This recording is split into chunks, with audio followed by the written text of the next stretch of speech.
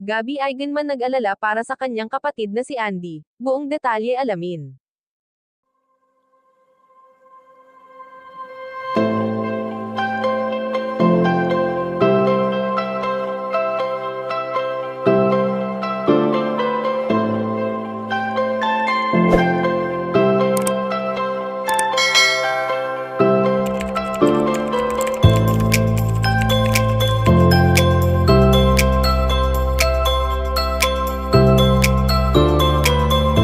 Mainit na pinag-uusapan nga ngayon sa mundo ng showbiz maging sa social media platform ang hiwalayan ni Andy Eigenman at ni Filmar Olipayo.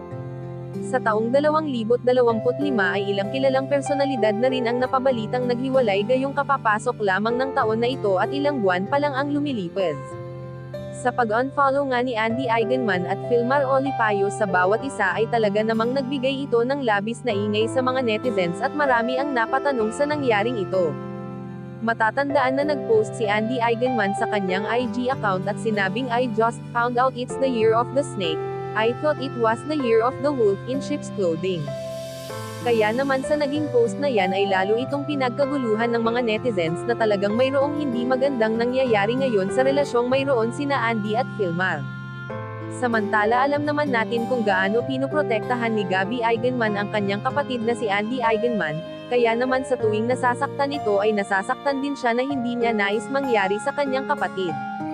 Kaya naman marami ang umaasa na sana ay maayos pa nila Andy Eigenman at Filmar Olipayo ang kanilang relasyon na noon ay masaya at ngayon ay sinusubok ng panahon, at sana ay malagpasan nila ito lalo pa at may mga anak sila. Kayo mga ka-chika, anong masasabi nyo dito? Please leave the comment and don't forget to subscribe.